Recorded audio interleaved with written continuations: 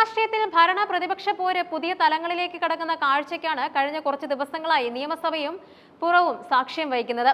LDF വികസന മുന്നേറ്റ ജാഥയുടെ ഭാഗമായി മട്ടന്നൂരിൽ നടന്ന വാർത്താ സമ്മേളനത്തിൽ CPM സംസ്ഥാന സെക്രട്ടറി MV ഗോവിന്ദൻ നടത്തിയ പ്രസ്താവനകൾ വരും ദിവസങ്ങളിൽ സംസ്ഥാന രാഷ്ട്രീയത്തിൽ വലിയ ചർച്ചകൾക്ക് വഴിമരുന്നിട്ടിരിക്കുകയാണ്. പ്രതിപക്ഷ നേതാവ് VD സതീശനെ വ്യക്തിപരമായി കടന്നാക്രമിച്ചും UDFന്റെ രാഷ്ട്രീയ തന്ത്രങ്ങളെ ചോദ്യം ചെയ്തുമാണ് ഗോവിന്ദൻ തന്റെ നിലപാടുകൾ വ്യക്തമാക്കിയത്. സഭയിലെ സംഘർഷവും കനകോലു ഫാക്ടറും നിയമസഭയെ അക്രമാസക്തമായ ഒരു വേദിയാക്കി മാറ്റാൻ പ്രതിപക്ഷ നേതാവ് VD സതീശന്റെ നേതൃത്വത്തിൽ ആസൂത്രിതമായ ശ്രമങ്ങൾ നടക്കുന്നുണ്ടെന്നാണ് MV ഗോവിന്ദന്റെ പ്രധാന ആരോപണം. സഭയ്ക്കകത്ത് പ്രതിപക്ഷം നടത്തുന്ന പ്രതിഷേധങ്ങൾ ജനാധിപത്യപരമല്ലെന്നും അവ മുൻകൂട്ടി നിശ്ചയിച്ച തിരക്കഥയുടെ ഭാഗമാണെന്നും അദ്ദേഹം വിമർശിച്ചു.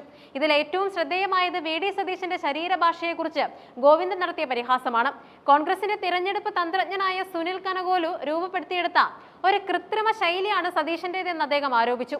ഒരു നേതാവിന്റെ സ്വാഭാവികമായ ഇടപെടലുകൾക്ക് പകരം കൃത്യമായി പരിശീലിപ്പിച്ചെടുത്ത ശരീരഭാഷയും ആംഗ്യങ്ങളും വഴി ജനങ്ങളെ തെറ്റിദ്ധരിപ്പിക്കാനാണ് പ്രതിപക്ഷ നേതാവ് ശ്രമിക്കുന്നത്. ഈ കനകോലു മോഡൽ രാഷ്ട്രീയം കേരളത്തിൽ വിലപ്പോവില്ലെന്ന് പരിഹസിച്ച ഗോവിന്ദൻ സഭയിലെ ബഹളങ്ങൾ വഴി സർക്കാരിന്റെ നേട്ടങ്ങളെ മറച്ചുവെക്കാനാണ് പ്രതിപക്ഷം ശ്രമിക്കുന്നതെന്നും കൂട്ടിച്ചേർത്തു. കേരളം നേരിടുന്ന ഏറ്റവും വലിയ പ്രതിസന്ധിയായ കേന്ദ്ര സർക്കാരിന്റെ സാമ്പത്തിക അവഗണനയെക്കുറിച്ച് സംസാരിക്കാൻ പ്രതിപക്ഷം തയ്യാറാകുന്നില്ല എന്നതാണ് MV ഗോവിന്ദൻ ഉയർത്തുന്ന മറ്റൊരു രാഷ്ട്രീയ വിമർശനം.